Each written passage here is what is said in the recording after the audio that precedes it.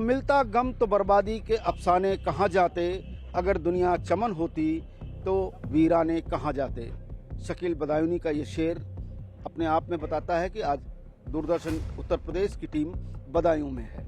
जानना चाहती है कि आखिर बदायूं का राजनीतिक ताप क्या है, लोग चाहते क्या हैं, लोगों ने जो कुछ भी आज तक पिछली 10 साल की केंद्र की सरकार का कामकाज देखा है उसके बारे में क्या सोचते हैं और आने वाली सरकार की लेकर के कल्पना उनकी क्या है। लेकिन इससे पहले आइए देख लेते हैं अपनी ये रिपोर्ट।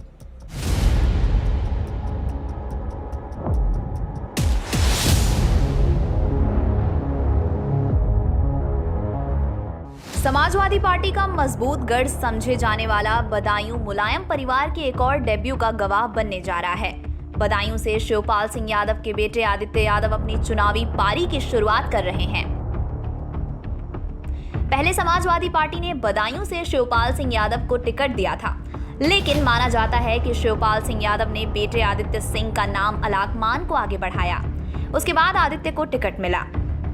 वहीं 2019 में बीजेपी ने बदायूं का किला फतेह किया था। इस बार वो इसे बचाने की कवायद में जुटी है, जबकि बीएसपी बदायूं में मुस्लिम और दलित वोटरों का समीकरण साधने की कोशिश में है। कौन है मैदान में? Durvijay Singh Shakya BJP versus Aditya Yadav SP versus Muslim Khan BSP. वैसे इस बार बदायूं में मुकाबला कड़ा है, क्योंकि बीजेपी को उम्मीद है कि बीएसपी के प्रत्याशी मुस्लिम खां समाजवादी पार्टी के मुस्लिम वोटों में सेंध लगा सकते हैं। अगर ऐसा हुआ तो बीजेपी के लिए जातीय समीकरण साधना आसान हो जाएगा। बदायूं में कुल वोटरों करीब 18 लाख हैं, जिसमें से यादव वोटर सबसे ज्यादा करीब 4 लाख, मुस्लिम वोटर करीब 3.5 लाख, गैर यादव ओबीसी वोटर करीब 2.5 लाख और इतने ही वैश्य और ब्राह्मण वोटर मिलकर हैं। इसके अलावा वहां करीब 1.25 लाख दलित वोटरों की आबादी है। बदायूं की लड़ाई कभी बीजेपी के लिए आसान नहीं रही है। 2019 के चुनाव में भी बीजेपी की संघमित्रा मौर्य मामूली अंतर से समाजवादी पार्टी के धर्मेंद्र यादव से जीती थी। इस बार बीजेपी ने दुर्विजय सिंह शाक्य को टिकट देकर गैर यादव ओबीसी वोटों को भी अपने पाले में करने की कोशिश की है। बदायूं में हाल ही में 2 नाबालिग भाइयों की हत्या का मामला भी बेहद चर्चित रहा और ये चुनावी मुद्दा भी बन रहा है। ऐसे में बदायूं का किला बीजेपी और समाजवादी पार्टी दोनों के लिए बेहद जरूरी है। अब देखना ये है कि जनता इस बार किस पर करती है भरोसा। गंगा के किनारे बसा ये बदायूं जिला निश्चित रूप से एक उर्वरा भूमि है। यहाँ पर मेंथा की खेती देश की लगभग 40% जरूरत को पूरा करता है और इस कारण से इसको जो है काफी उपजाऊ भी माना गया है। यहीं से डॉक्टर उर्मिलेश शंखधर भी थे जो गीतकार थे। शकील बदायूनी के बारे में कहने की जरूरत नहीं, जिन्होंने फिल्मों में सैकड़ों गीत दिए और वो गीत आज भी लोगों के जबान पर दोहराए जाते हैं। लेकिन गीत का तराना बदला है। कारण यह है कि 2024 का आम चुनाव है।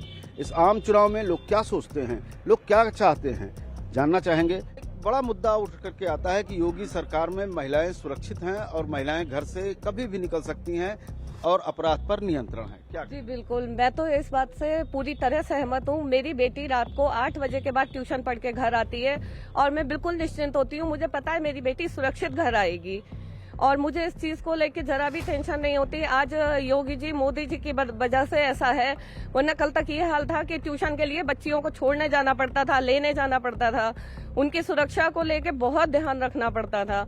और जैसे हमारे भैया ने अभी एक बात कहा था, हमें उनसे ये पूछना है कि जो मंडी समिति पे बच्चों के साथ कांड हुआ था वो किया किसने था? जिन्होंने उन बच्चों को काटा था वो कौन थे? अगर महिला सशक्तिकरण की बात करें हम जी, तो कितना सरकार उस पर आपको सफल दिखाई?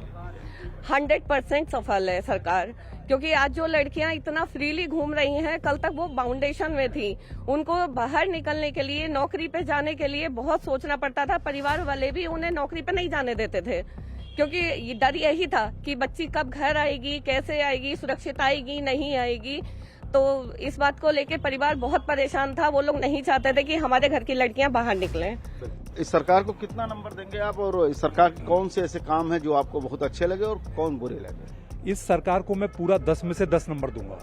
उसका कारण है कि प्रधानमंत्री नरेंद्र मोदी जी ने अपनी क्षमता से, अपनी मेहनत से न केवल भारत के वर्तमान को और अधिक लोकप्रिय बना दिया है, बल्कि वैश्विक स्तर पर भी भारत के भविष्य की संभावनाओं को उच्चतम शिखर पर ले जाके पुनः परिभाषित करने का काम किया है। आज वैश्विक स्तर पर भारत का सम्मान जो बढ़ा है, आज एक एक भारतीय का सीना गर्व के साथ में फूल कर चौड़ा हुआ जा रहा है। आज न केवल भारत का बल्कि भारत की सैन्य क्षमता का जिस स्तर पर आज सुदृढ़ीकरण हुआ है, आज भारत किसी से ना नजर गिरा के बात करता है, ना नजर उठा के बात करता है, बल्कि हर तानाशाह की नजर में नजर डाल के बात करता है। ये बदलते हुए भारत की तस्वीर नरेंद्र मोदी के नेतृत्व में मिली है। नरेंद्र मोदी जी ने इस देश के अंदर 2047 तक विकसित भारत के सपने को पूरा करने के लिए पराक्रम की पराकाष्ठा की है। आज उन्होंने इस देश के अंदर जिनकी राजनीति जातिवादिता पे चल रही थी और जो लोग आज राजनीतिक रूप से बेरोजगार हो गए हैं, आज उन लोगों से ऊपर उठकर केवल 4 जातियों को चिन्हित किया है जिनके सुदृढ़ीकरण में नरेंद्र मोदी दिन रात लगे हुए हैं। वो है महिला, वो है युवा, वो है किसान और वो है गरीब। और इनके एम्पावरमेंट के लिए मोदी सरकार ने अपने पिछले 10 साल के लिए अपने नेता और नीतियों को खपा दिया है। उसका परिणाम है कि आज गांव-गांव पर, गली-गली में, चौराहे-चौराहे पर आपको मोदी सरकार के लाभार्थी मिल जाते हैं और इन्हीं लाभार्थियों के आशीर्वाद आज बड़ी तादाद में भारतीय जनता पार्टी के प्रत्याशियों को मिल रही हैं। विपक्षियों को सूझता नहीं है, जो दम भरते थे ये हमारा गढ़ है, अच्छों के गढ़ ध्वस्त करके मोदी ने राष्ट्रवादियों का गढ़ बना दिया है। मेरा नाम विवेक उपाध्याय है। विवेक जी, सवाल वही है कि बदायूं को लेकर क्या सोचते हैं? बदायूं में क्या कुछ हुआ, परिवर्तन कुछ हुआ या नहीं? सर, मैं जातिवाद पे बोलना चाहूँगा कि इससे पहले जो सरकार थी सपा, वो उसमें परिवारवाद सबसे आगे था। मोदी सरकार के लिए सभी परिवार एक समान है। सपा सरकार में क्या था, यूपीएससी के अध्यक्ष वो अनिल यादव जी थे, ठीक है। उच्च शिक्षा आयोग के अध्यक्ष रामवीर यादव, अधीनस्थ आयोग के अध्यक्ष राजकिशोर यादव, माध्यमिक शिक्षा के आयोग रामपाल यादव, यूपीएससी चयनित में 86 एक ही बिरादरी के लिए गए। तो परिवारवाद सबको पता है कौन सी पार्टी करती है।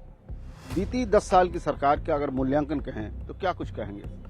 अगर मूल्यांकन अगर अंकों में करें तो मैं तो 0 में से 0 ही देना चाहूँगा, क्योंकि मैं खुद एक युवा हूँ और युवा की बहुत सारी जो आवश्यकताएं थी, जो ज़रूरतें थी, जो उम्मीदें थी सरकार से, वो बिल्कुल भी पूरी होती हुई नज़र नहीं आई।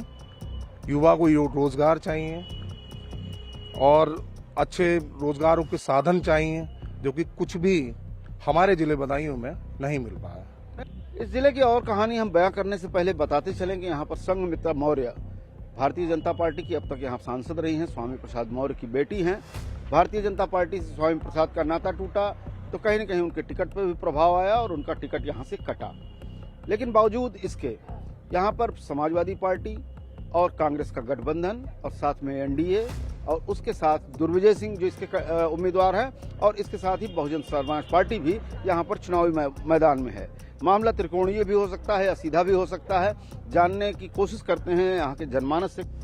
सदाकत जी, दिव्यांगों के लिए ही हम आपसे जानना चाहेंगे, कुछ सरकार ने किया क्या नहीं किया? देखिए, दिव्यांगों के लिए सरकार ने कुछ नहीं किया है, सिर्फ उन्होंने झूठे वादे किए हैं। हमसे ये वादा किया था जब ये 2022 में इनकी सरकार बन रही थी, तो माननीय योगी जी ने अपने मैनिफेस्टो में यह कहा था कि हमारी अगर दूसरा की सरकार बनती है तो हम आपकी 1000 की जो पेंशन है उसको हम 1500 रुपये पेंशन कर देंगे। मगर आज 2 साल गुजर गए हैं, अब तक उन्होंने पेंशन बढ़ाने का काम नहीं किया है। जब भी हम उनके मंत्री जो दिव्यांग कल्याण मंत्री हैं, जब भी हम उनसे बात करते हैं तो झूठ पे झूठ। जो 10 साल से मैं ये कहना चाहूँगा, तो 10 साल से केंद्र में सरकार है उसने भी झूठ बोला, और जो 7 साल जिस सरकार को हो गई हैं उसने भी जनता से झूठ बोलने का काम करा है। महिला सुरक्षा की बड़ी बात होती है और कहा जाता है कि आज महिलाएं इतनी सुरक्षित हैं कि वो रात को भी अपने घर से निकल सकती हैं। नाम बता दें। मेरा नाम फूलबानो है और मैं एक महिला हूं जो कि एक बेटी पढ़ाओ बेटी बचाओ का नारा भी देते हैं। महिला सुरक्षा पे हमारी भारतीय जनता पार्टी की हमारी बहनें ये कहती हैं कि हम बहुत सुरक्षित हैं। ठीक है, सुरक्षित हैं आप लोग, हाथरस में क्या हुआ जरा उसके बारे में भी भारतीय जनता पार्टी जवाब दे दे। और उसके बावजूद भी जितनी भी सरकारें हुई हैं जब से देश आजाद हुआ आज तक के रिकॉर्ड में ऐसा नहीं हुआ जैसी मणिपुर में हिंसा हुई। और मणिपुर के उसमें हमारे माननीय प्रधानमंत्री जी ने 2 शब्द भी नहीं बोले। सर, मैं युवा हूँ सर, मोदी जी ने वायदा करा था 2 करोड़ नौकरी देने का। सर, हम युवा हैं, हमें अभी तक कोई नौकरी नहीं मिली। 2 करोड़ नौकरी बताइए, अगर 2 लाख नहीं 2000 नौकरियां भी अगर बदायूं दी हैं तो बताएं कितनी दी हैं, आप ये बताएं। कोई नौकरी नहीं दी। और कहा था मोदी जी ने सरकार बनेगी 15-15 लाख रुपए सबके खाते में आएंगे, 1500 रुपए भी नहीं आए। जी, जो वर्तमान सरकार है फिर से आपके दरवाजे पर खड़ी है, अगले 5 साल का वो जो है फिर से आपसे अनुमति चाहती है कि आप उसका समर्थन करें। करने लायक है या नहीं, या जो किया वो अच्छा था, या उससे कुछ उम्मीद है? देखिए, पिछले 10 साल से केंद्र सरकार जो काम किए हैं उन कामों को ना तो शैक्षिक स्तर पे, ना सामाजिक स्तर पे, ना आर्थिक स्तर पे, किसी स्तर पर भी ये नहीं कहा जा सकता कि मोदी सरकार की या पिछली 10 साल की केंद्र सरकार की ये कामयाबी है। जीडीपी देख लीजिए आप, जीडीपी तो बढ़ी है। आप कांग्रेस की सरकार से तुलना कीजिए, उसकी तुलना करने के बाद भी बढ़ी है? नहीं बढ़ी होती। आप वो पीरियड की तुलना कीजिए, आप महंगाई की तुलना कीजिए, आप रोजगार की तुलना कीजिए, आप किसान और नौजवान की आत्महत्या की तुलना कीजिए, आप महिलाओं के साथ हो रहे बलात्कार और उनकी हत्याओं की तुलना कीजिए। आप किस किस चीज़ की तुलना करेंगे? आप सोच सकते हैं कि शिक्षा पे भी टैक्स लगेगा। उत्तर प्रदेश में क्या संगठित अपराध कम हुआ है या नहीं, आप ये बताएंगे? भाई अपराध कहाँ कम हुआ है? अपराध पहले भी कौन सा ज्यादा था? जितनी आबादी है उतनी पुलिस तो होती नहीं है। अपराध आज भी नहीं रुकता है। अभी यहाँ पर मंडी समिति के पास में 2 मासूम बच्चों की जघन्य हत्या कर दी गई। कहाँ अपराध कम हुआ? कि हर आदमी के ऊपर पुलिस थोड़ी बैठी हुई है। अपराध तो कम नहीं हो रहा। संगठित अपराध की बात की है, टारगेटेड अपराध की बात नहीं की है। टारगेटेड अपराध तो तब से कम हो गया था जब से 112 चली थी। टारगेट अपराध तब से कम हो गया था। लूट की घटनाएं बिल्कुल शून्य हो गई थी, क्योंकि 112 पे 2 मिनट में फोन करता था आदमी, 5 मिनट के अंदर विदिन 5 मिनट पुलिस वहां पहुंच जाती थी।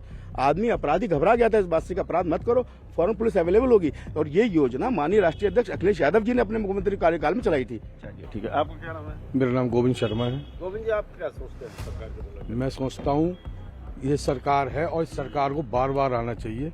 ऐसी सरकार इस देश के लिए जरूरत है, और ये सरकार ऐसी सरकार है कि आज हमारे देश में भी हमारा नाम हो रहा है, और यहाँ से लेकर विदेशों तक में जहाँ भी जाते हैं, यानी कि आज पाकिस्तान इस बात को तरस रहा है कि उसके संग के मुस्लिम देश हैं, वहाँ हम मोदी जी जाते हैं तो वहाँ मोदी मोदी हो रहा, पाकिस्तान को पूछने वाला कोई नहीं है। हम लोगों को इससे बढ़ के और क्या चाहिए? हम तो चाहते हैं बार बार मोदी सरकार आए। आज उस देश में विकास हो रहा है। योगी जी की सरकार में आज जो कह रहे थे कि बहुत कम क्राइम हो गया है, ना के बराबर, और जो क्राइम करता है वो 2 गज जमीन के अंदर जाता है या प्रदेश छोड़ के भाग जाता है। क्या नाम है आपका? पीके वर्मा जी। वर्मा जी, आप कैसे आकलन करेंगे इसका? हमारी सरकार बहुत अच्छा काम कर रही है। माफिया जितने हैं सब टपका दिए गए हैं, और उनसे कह दिया गया है या तो उत्तर प्रदेश छोड़ दो या भलेमनसई पे आ जाओ। हमारी सरकार से बहुत से देश उम्मीद लगाए बैठे हैं। आज यूक्रेन कह रहा है मुझे बचा लो, आज हमास, गाजा पट्टी, फलस्तीन, ईरान कह रहा है मुझे बचा लो।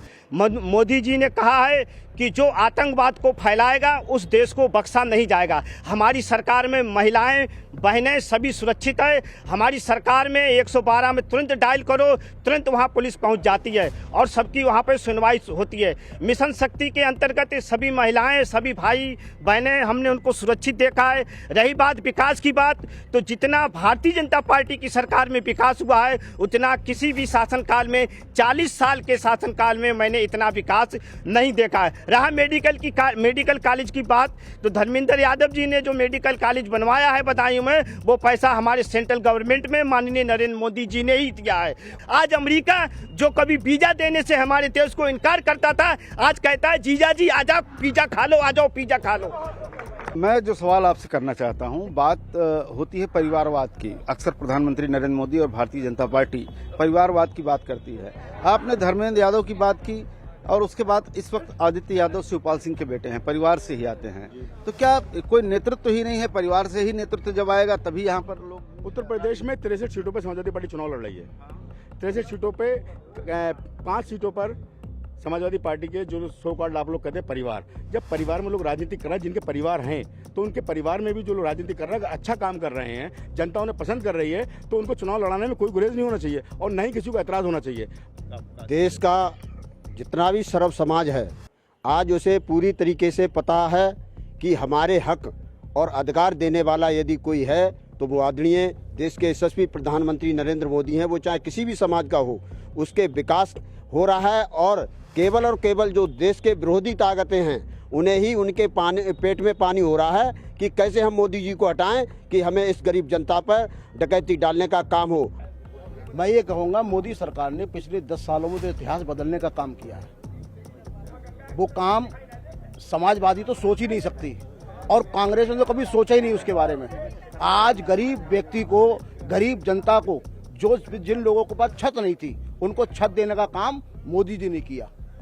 गरीब जनता को छत देने का काम मोदी जी ने किया। मोदी जी ने जो आदमी इलाज के बिना मर जाता था उसको क्या नाम है इलाज के लिए आयुष्मान कार्ड मोदी जी ने दिया। आज एक बात और करते हैं बहुत जोर शोर से, मैं भी ऐसी समाज से आता हूं कि वो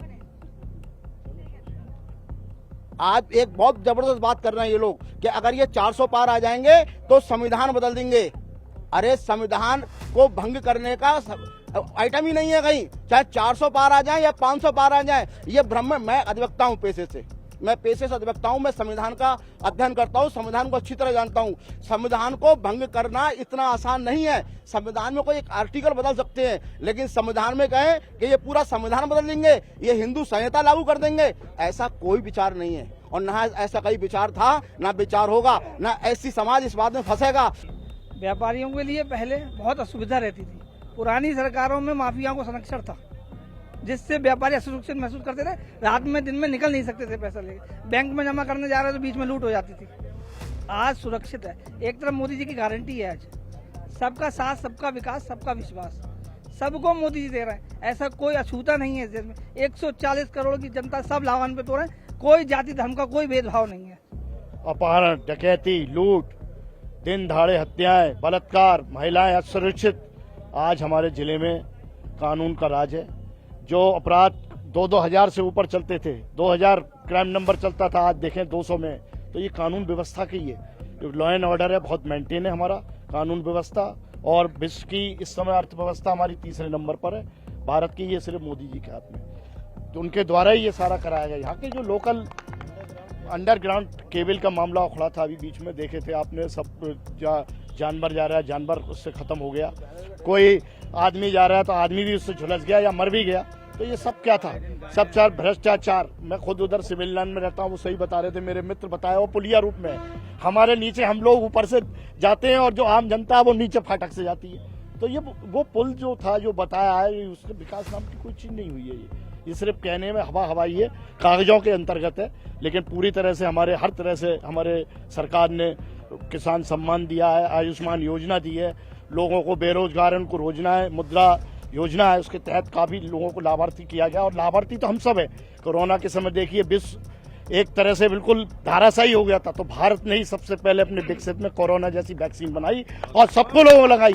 जो कहते थे हम वैक्सीन नहीं लेंगे, उन्होंने भी अपनी सबसे पहले वैक्सीन लगा ली अपनी जान बचाने के लिए। तो ये इस तरह की हमारी सब योजनाएं, और इस समय और भी आगे जब हमारी तीसरी बार सरकार बनने जा रही है, तो मैं यही उम्मीद करता हूँ अपने माननीय प्रधानमंत्री से, वो और भी अपने भारत को विश्व गुरु बनाने की ओर और अग्रसर होंगे। बिल्कुल, कहीं न कहीं से केंद्र सरकार के लिए समर्थन और विरोध दोनों तरह की बातें सुनाई दे रही हैं, लेकिन जो कार्यक्रम है सरकार के, उन कार्यक्रमों के प्रति जनता का समर्थन भी दिखाई दे रहा है। आपका क्या नाम है? गुलशन प्रताप सिंह नाम है, मैं एक व्यापारी हूँ। मैं एक ही बात कहना चाहूँगा, ये मोदी नहीं ये संत है, ये मोदी नहीं ये संत है। सपा बसपा कांग्रेस और जितने गठबंधन है उनका अंत है। और चाणक्य जी ने कहा था, चाणक्य जी ने कहा था कि अगर विपक्ष सारा एक हो जाता है, अगर विपक्ष सारा एक हो जाता है तो आपको समझ लेना चाहिए कि आपका देश का राजा ईमानदार है, वफादार है, चौकीदार है।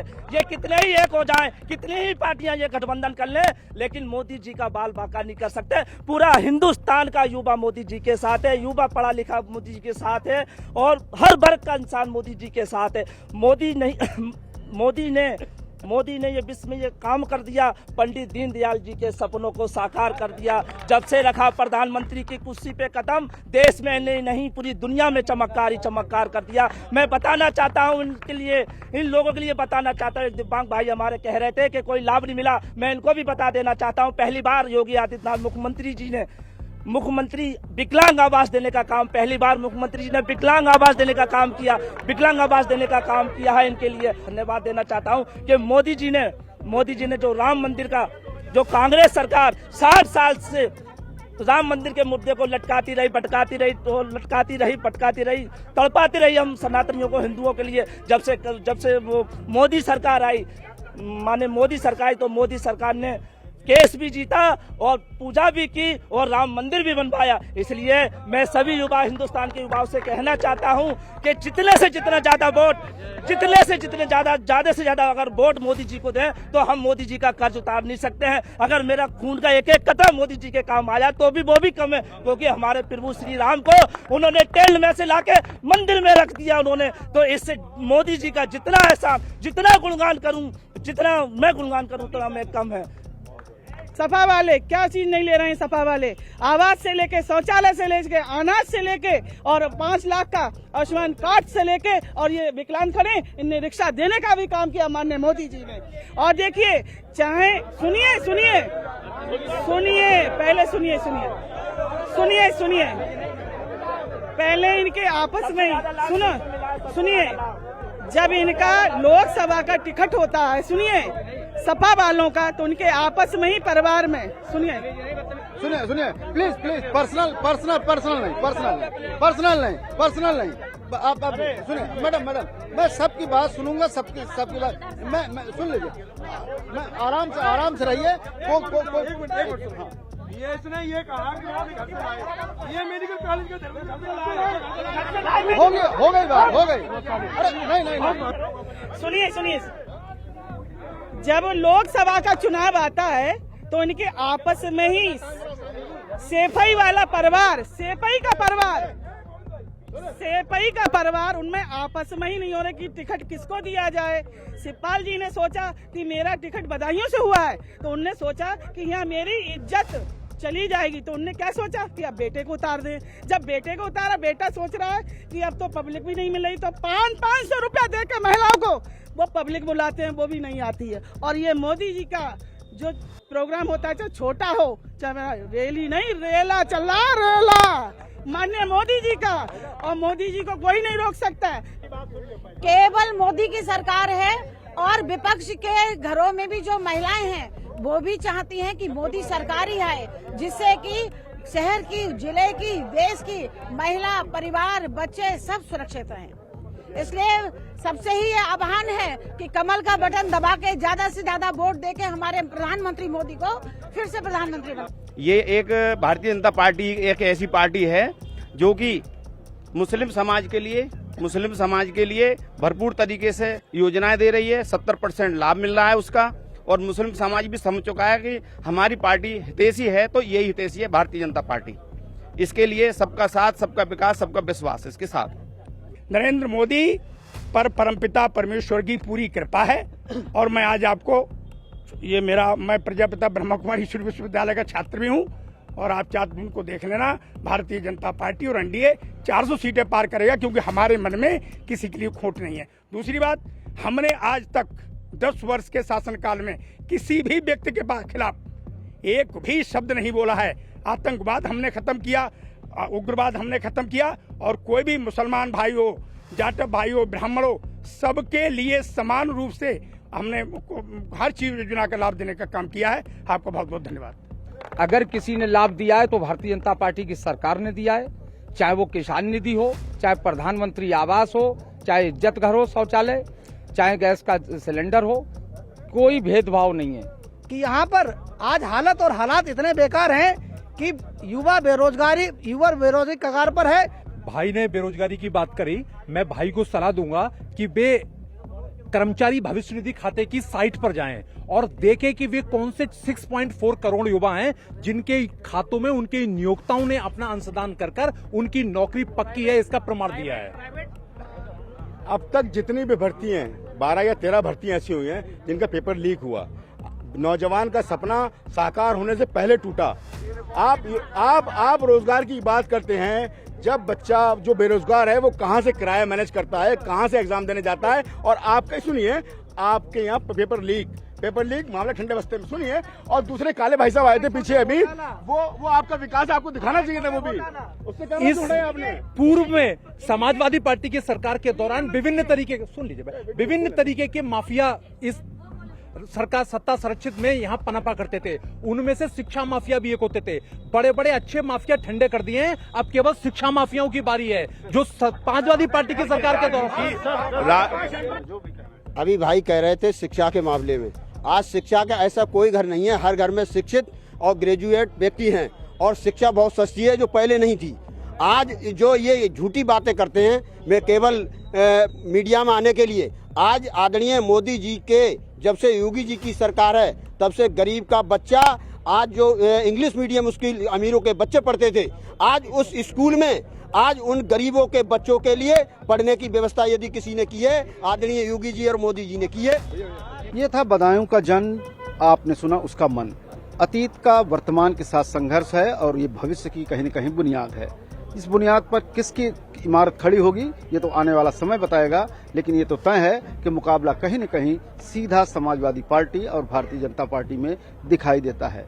दोनों गठबंधनों में कौन सफलता यहाँ बदायूं में पाता है, आने वाले समय में पता चलेगा। साथी रिपोर्टर राहुल सक्सेना और कैमरामैन विवेक के साथ आशुतोष शुक्ला, डीडी न्यूज बदायूं।